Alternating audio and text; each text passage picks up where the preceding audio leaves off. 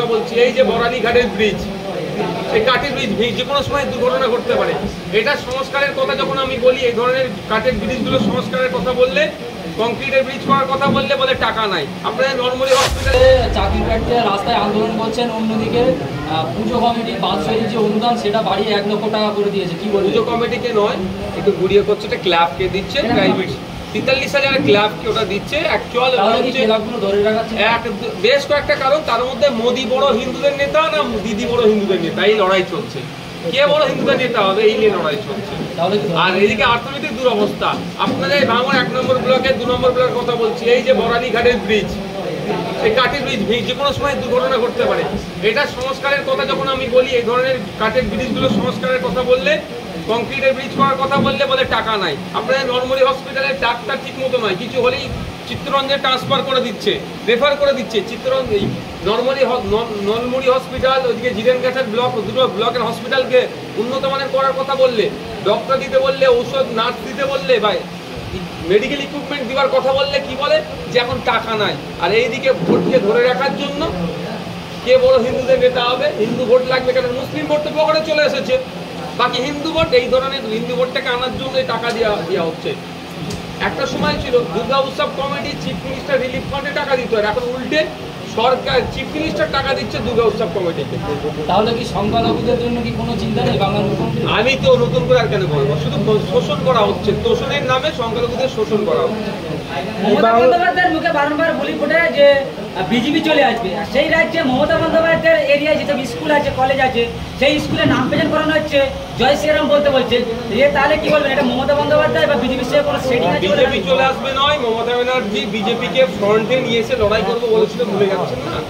মমতা ব্যানার্জি চাইবে এই রাজ্যে বিজেপি শক্তিশালী থাকুক, কারণ বিজেপি শক্তিশালী থাকলে বিজেপির ভয় দেখিয়ে 30% মুসলিম ভোটকে সহজেই পেয়ে যাবে। আর এই শুধুমাত্র 30% মুসলিম ভোট নয়, প্রায় 100টা সিট, 100টার অধিক সিটে মুসলিম ভোট ফ্যাক্টর হয়, আর জিতের ক্ষেত্রে ফ্যাক্টর হয়। তাহলে বিজেপির ভয় দেখালেই তাহলে মুসলিমরা অন্য কোনো জায়গায় যাবে না, ভোটটা পকেটে রাখবে, মুসলমানদের পকেটে ভরে নেবো, উন্নয়ন তো দূরের কথা, মাতাল বানাবো। আমি ভাঙড়ের কথা বলছি, বারবার আমি বিধানসভায় দাঁড়িয়ে ভাঙড়ের শিক্ষা, স্বাস্থ্য, কর্মসংস্থানের জন্য বারবার ডিমান্ড করছি। 1998 সালে একটা কলেজ হয়েছিল ভাঙড়ে, মহিলা কলেজের জন্য বলছি, হিমঘরের কথা বলছি, সেক্ষেত্রে কোনো ভ্রুক্ষেপ করছে না। কিন্তু খোঁজ নিয়ে দেখুন, এই 12-13 বছরে ভাঙড়ে মদের দোকান কিভাবে বৃদ্ধি পেয়েছে। সারা রাজ্যে 21,000 মদের দোকান করেছে মমতা ব্যানার্জি, কিন্তু 21,000 শিক্ষা প্রতিষ্ঠান করেনি। ভাইজান, আমার বিধানসভা একেবারে যে জাউলগাছি অঞ্চলে বসে আছে, এই অঞ্চলে 6টা বুথ বিজেপি জিতেছে, 8টা বুথ আইএসএফ কর্মীদেরকে বেধড়কভাবে তৃণমূলরা হামলা করছে, পুলিশের নির্যাতন হচ্ছে, কিন্তু বিজেপিদের উপরে সেভাবে হচ্ছে না। তাহলে সেটিং এর জন্য কি সেটা নতুন করে বলতে লাগবে না, শুধু বিজেপি কেন বলছেন, আরো দল তো ভাঙড়ে আছে, তাদের উপর অত্যাচার হচ্ছে না, শুধু আইএসএফ এর উপর হচ্ছে। ভাইজান, যারা গরিব মানুষ, দিনানা দিন খাওয়া মানুষ, আইএসএফ কি তাহলে এই বাংলাতে যেভাবে মালামালের দাম বাড়ছে, বিশেষ করে আলুর দাম, সাধারণ মানুষ কোথায় যাবে কি বলবো? আমি বারবার একটা কথা সাধারণ মানুষকে বলে এসেছি, 1000 টাকা 1200 টাকা আপনার বাড়িতে দিচ্ছে, কিন্তু সপ্তাহ শেষে আপনার কাছ থেকে কত টাকা উসুল করছিল বুঝতে পারছেন না।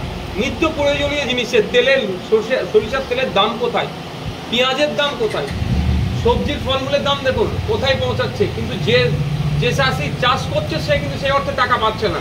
মধ্যিখানে দালাল ভুইপোড়েরা টাকা নিয়ে বেরিয়ে যাচ্ছে। চাল ডালের দাম দেখুন, আলুর দাম দেখুন, নিত্য প্রয়োজনীয় জিনিসের দাম বেড়ে যাচ্ছে। মমতা ব্যানার্জির রাজ্য সরকার কি কেন্দ্র সরকারের কোনো সদিচ্ছে নাই এই দামগুলো কমানোর। তারা চাইছে গরিবি বাড়ুক, গরিবি বাড়লে ওই রেশন দেবে, তুলে খাবে, আমি তুলে খাবো, আর যেই বিরোধিতা কেউ করবেন অন্যায় করলে বলে তো রেশন বন্ধ করে দেবো, ফলে ওই এক নেতৃত্ব প্রতিষ্ঠা করার চেষ্টা হচ্ছে। মমতা বন্দ্যোপাধ্যায় তো কলকাতার মঞ্চ থেকে তিনি তো প্রকাশ্য বলছে গরিব মানুষ গরিবই থাকা দরকার। তো বলবেন, আপনারা বোঝেন আগামীতে তাকে সুযোগ দেবেন কি দেবেন না, আপনারা দেন। Thank you. অনেক মানুষ আছে।